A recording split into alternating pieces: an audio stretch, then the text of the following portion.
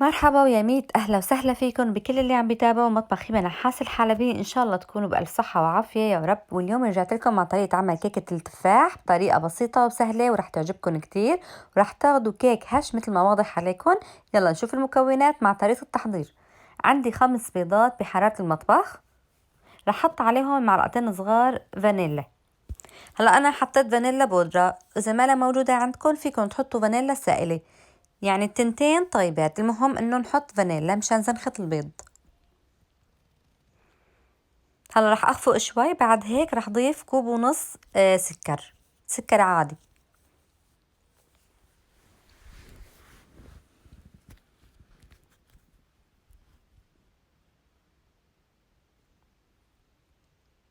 هلا رح بلش ضيف السكر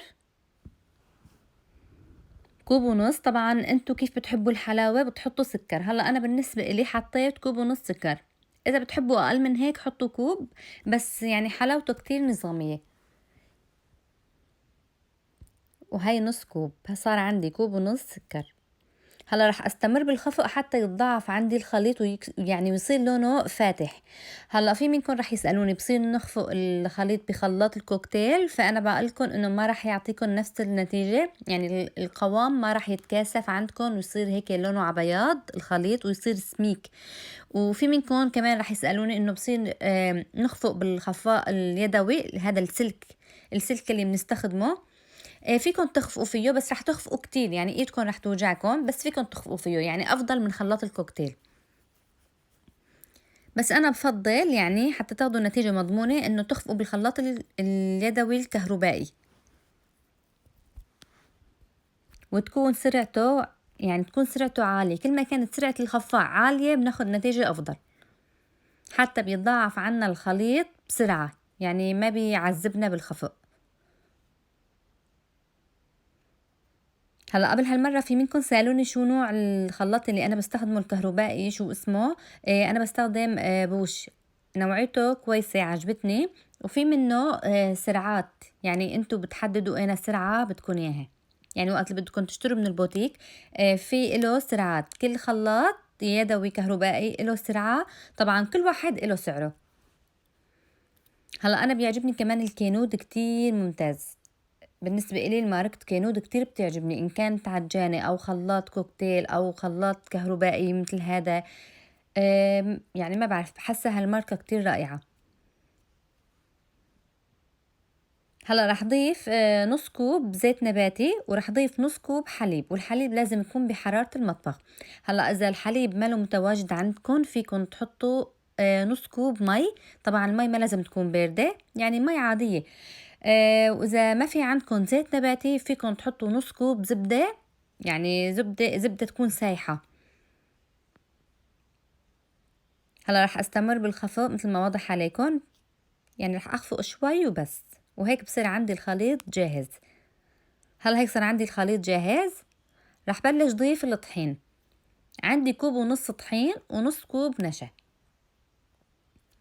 طبعا رح استخدم المنخلة، كل ما نخلنا الطحين بيطلع يعني ناخد نتيجة افضل، لانه اوقات بكون في هيك كبتولات صغيرة، فيفضل انه ننخله حتى ما يضل في ابدا بقلب الخليط كباتيل. ورح احط معلقتين صغار بيكنج بودر. انا حطيت معلقتين صغار بيكنج بودر، كوب ونص طحين ونص كوب نشا. هلا رح احط نص كوب التاني من الطحين.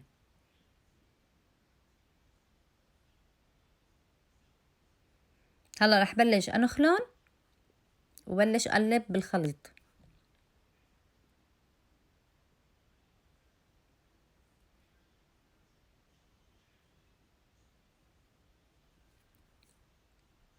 هلا رح بلش اقلب مثل ما كنتم شايفين بالسباتولا من تحت لفوق، يعني حتى انه ينخلط عنا الطحين تماما، ما يضل عنا ابدا اثار طحين، يعني لازم نخلط كتير كويس. طبعا مو انه هلا انا قصدي انه ما يضل عنا اثار طحين، يعني قصدي وقت بنخلص كمية الطحين كلياتها انه نخلط منيح حتى ما يضل عنا اثار الطحين ابدا.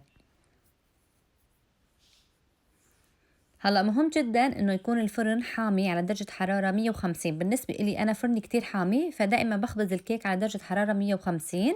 بشغل عليه بس من تحت، بحط اول رف الشبك بالفرن على أول رف وبحط قالب الكيك. بياخد معي حوالي 3/4 ساعة بالفرن. بس استوى عندي من تحت، يعني أخد هيك الحواف أخدت لون زهري، بطفي من تحت وبشغل من فوق حتى أخد لون حلو ومثل ما بدي. هلا عندي خلصت كمية الطحين والنشا. هلا رح بلش طبي التفاح. طبعا انا عندي هون تفاح اخضر اللي بيكون هيك له شويه حمضيه. طبعا اي نوع تفاح انتم بتحبوا تستخدموه استخدموه، اي نوع. هلا هذا التفاح الاخضر فورا بيجي بده يتغير لونه، فاذا بتحبوا انتم انكم تحطوا عصره ليمونه عليه وتخلطوه ما في اي مشكله، حسب رغبتكم انتم. بس نحن وقت اللي بدنا نخبزه بالفرن اللون هذا البني يلي رح يظهر هلا عليه رح يروح كله، يعني رح يرجع يصير لونه ابيض. فما تخافوا من هي النقطه. فمشان هيك انا ما حطيت له عصره ليمونه، لانه مثل ما قلت لكم لونه رح يرجع ابيض.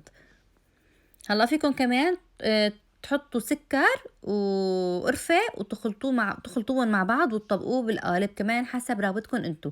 انا من بعد ما يجهز عندي رح رش عليه قرفة، فمشان هيك ما خلطته بالقرفة.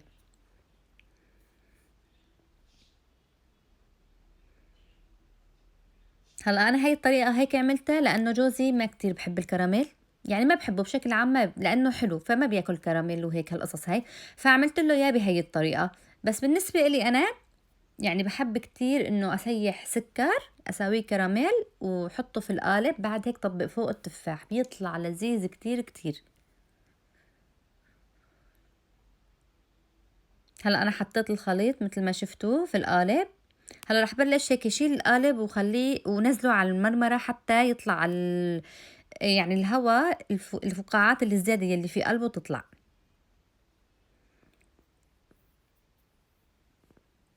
وبعد هيك رح احطه بالفرن مثل ما قلت لكم على درجة حرارة 150. هلا من بعد ما صار عندي جاهز مثل ما واضح عليكم انا رح ادهنه بالمربى المشمش، لانه بدي هيك اخذ شوية نكهة.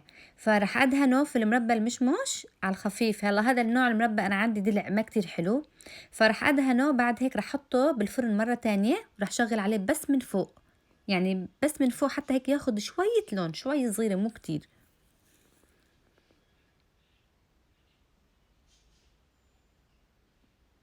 هلا انا لو كنت حاطه كراميل فما في داعي انه ادهنه في المربى، بس لانه مالي حاطه حابه انه هيك ياخد شويه لمعه. ومثل ما شفتوا التفاح لون البني راح منه تماما، يعني صار لونه ابيض. طبعا هذا اللي هيك الزهري هذا يعني وقت اللي انا حمرته من فوق فاخذ لون الزهري شوي. هلا من بعد ما انا دخلته على الفرن ورجعت شويته من فوق شوي من بعد ما حطيت المربى، طلعته من الفرن ورشيت عليه قرفه مثل ما واضح عليكم، لأنه القرفة بتعطينا نكهة كتير طيبة للتفاح. وهيك صار عندي جاهز. هلا عرفته حتى هيك يبرد شوي. بعد هيك رح أقطع قدامكم وفرجيكم قلبه.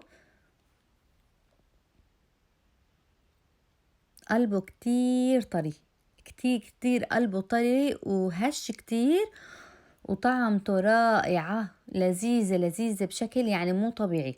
هلا أنا قبل ما أعمل هذا الكيك بالتفاح بدون كراميل كنت عاملة قبل بيوم، قبل بيوم صدقوني كنت عاملة قبل بيوم كيكة التفاح بس بالكراميل. كنت رح نزلكم اياها الطريقة بس ما كان في عندي وقت كتير كافي، فرجعت تاني يوم بعد ما اكلوا طبعا اول قالب كله اكلوه، فرجعت تاني يوم عملت لكم اياه بس بدون كراميل. والمرة التانية رح نزلكم اياه بالكراميل لانه رح يعجبكم.